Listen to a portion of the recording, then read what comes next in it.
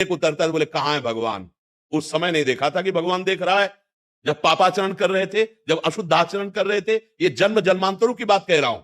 अब होश में हो जाए, हिसाब किताब जो आ चुका है, इस जीवन में जो दुख सुख आने वाला है, उसे सहजा, नाम जप कर, अच्छे आचरण कर, पाप आचरणों का त्याग कर दे, तो अंतिम तक तुम्हें वो पदवी प्राप्त हो जाएगी जहां ना दुख है, ना सुख है, एक महान परमानंद है। आनंद ही आनंद है, ना जन्मना है, ना मरना है, ना किसी तरह का कोई चिंता है, ना शोक है, ना भय। उसके लिए भजन कर रहे हैं, इसके लिए थोड़ी भजन कर रहे हैं।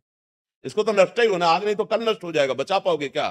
तो बस जो भजन कर रहे हैं, जो सत्य मार्ग में चल रहे हैं, वो सहन करते हुए सच्चिदानंद की प्राप्ति के लिए कर रहे हैं। कहां भगवान से अपनापन है? अपनापन, अपनापन तो शरीर से है, अपनापन भोगों से है। भोग मिले, शरीर स्वस्थ है, हमारी कामना पूर्ति हुई, तो बहुत जय हनुमान जी की, जय राम जी की, जय कृष्ण जी की, जय किशोरी जी की। अगर कामना पूर्ति नहीं हुई, कर्म के परिणाम से दुख आया है, तो कहां भगवान गया। ये आचरण हो रहे तो दुर्गति होगी। निकलते आस्था है, आस्तिकता है तो बचा लेगी, अगर नास्तिकता है तो वो तुमको और भ्रष्ट करती चली जाएगी, और परिणाम तो भोगना ही पड़ेगा। ये मृत्यु लोक कर्म भूमि है, पूरी संपूर्ण कर्म भूमि। जैसे खेत में जो बोओगे वही काटना पड़ेगा। ऐसा नहीं कि बो आप जो है नीम और आपको उसमें अंगूर मिल जाए, ऐसा नहीं है। गेहूं बोओगे तो सरसों को नहीं मिलेगी, सरसों बोओगे तो गेहूं नहीं मिलेगा। इसीलिए ये शास्त्र बने, संत जन उपदेश कर रहे, सत मार्ग में चलो, गंदे पापाचरण मत करो जो तुम्हें दुख देने वाले, जो पूर्व के है उनका भोग हम भोग लेते हैं। राधा राधा राधा, इससे हमें सामर्थ्य मिलेगी कि सह जाएंगे, आगे बढ़ जाएंगे। सदैव न दुख रहता है, न सुख रहता है, सदैव न विपत्ति रहती है, न संपत्ति रहती है। इस सृष्टि का क्रम है, कभी विपत्ति, कभी संपत्ति, कभी सुख, कभी दुख, तो इसको हम झेलते हुए निकल जाते हैं।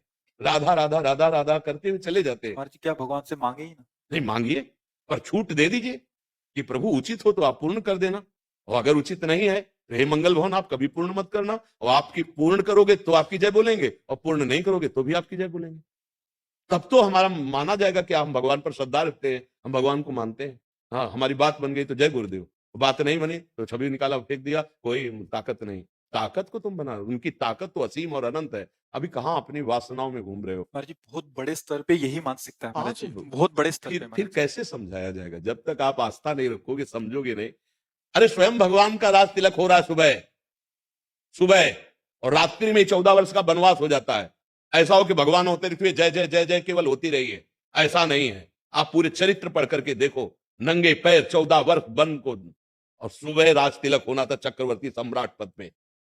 भारी विपत्ति, पूरी अयोध्या में विपत्ति। महाराज दशरथ फूले नहीं समा रहे थे कैकेयी के भवन में जब जा रहे थे कि प्रिय रानी है, सूचना देंगे कि प्राण प्यारे राम का राज्याभिषेक हो रहा है।